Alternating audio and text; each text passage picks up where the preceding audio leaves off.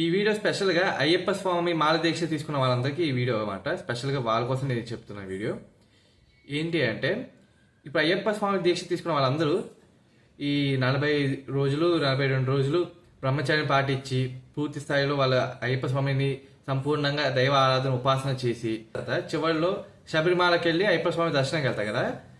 దర్శనం అయిపోయిన తర్వాత పొరపాటున కూడా ఎక్కడ కూడా దర్శనం ముందు కానీ దర్శనం తర్వాత కానీ ఎక్కడ ఏ దర్గాకు ఏ మస్జిద్కు అస్సలు వెళ్ళకండి. చాలా మంది అయ్యప్ప స్వాములు చేస్తున్న తప్పు ఇదే. చాలా మంది అయ్యప్ప స్వాములు శబరిమలకి వెళ్తూ అక్కడ దగ్గరలో ఉన్న బావ దర్గాకి వెళ్ళి దర్శనం చేసుకుంటారు. ఎందుకు దర్శనం చేసుకుంటారని కొంతమంది అయ్యప్ప స్వాములని కొన్ని చోట్ల అడిగితే వాళ్ళు చెప్పే స్టోరీలు ఏంటంటే, ఈ వావడని ముస్లిం అతను అయ్యప్ప స్వామితో ఫస్ట్ శత్రువుతో ఉండేది, ఆ తర్వాత భక్తుడు అయ్యాడు, ఇంకా ఏదేదో స్టోరీ చెప్పాను నాకు. ఇదంతా ఫేక్ స్టోరీ, అస్సలు నమ్మకూడదు స్టోరీ అసలు. ఎందుకంటే కొంచెం లాజిక్ పెట్టి అప్లై చేస్తే అసలు ఇస్లాం మతం అంటే బాబా అసలు ఏ మతస్థుడు? ఇస్లాం మతస్థుడు కదా.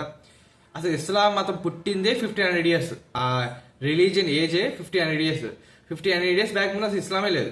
సో 1500 years గ్యాప్లో పుట్టాడు ఈ బాబా అనే వ్యక్తి. అయ్యప్ప స్వామి ఎప్పుడు పుట్టారు? ఎప్పుడు అసలు ఎన్ని ఏళ్ళు, ఎన్ని వేల సంవత్సరాలు, ఎన్ని లక్షల సంవత్సరాల క్రితం పుట్టాడు అయ్యప్ప స్వామి. క్రితం 1500 సంవత్సరాల మధ్యలో పుట్టిన ఈ బాబా స్వామికి అయ్యప్ప స్వామి కలిశాడు అనేది అసలు ఎంత అబద్ధపు కదా అని మీకు అర్థం కావట్లేదా?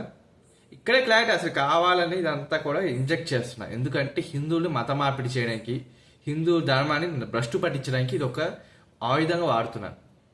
అసలు హిందూ ధర్మంలో ఎక్కడ కూడా ఒక దైవ దీక్షను తీసుకున్న తర్వాత అసలు దర్గా మస్జిద్కి వెళ్ళాలి అని ఒక రూలే లేదు. దర్గా మస్జిద్ ఏ దైవ దీక్ష మాకు తీసుకున్నారో ఆ దైవాన్ని ఆ దర్శనం ముందో లేదా దర్శనం తర్వాత దర్గాకి వెళ్ళాలి, మస్జిద్కి వెళ్ళి దర్శనం పొందాలి అనేది అంతా అబద్ధం. అంతా కూడా అసలు మన కల్చర్లో లేనిది అది.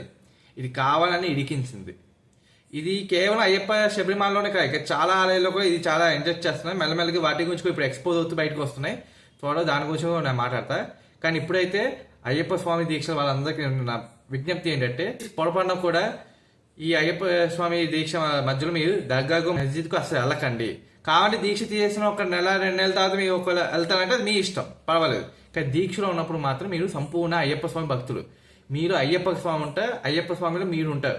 అంత తీక్షణమైన ఇది దీక్ష, అంత తీక్షణంగా చేయాల్సిన దీక్ష ఇది, అంత పవర్ఫుల్ ఇది. అలాంటి పవర్ఫుల్ దీక్షలో మీరు ఇలాంటి పొరపాట్లు చేయడం అనేది కరెక్ట్ కాదు. చాలా మంది ఈ మధ్య స్వాములు, గురువులు కూడా దీని గురించి వచ్చి మాట్లాడుతున్నారు.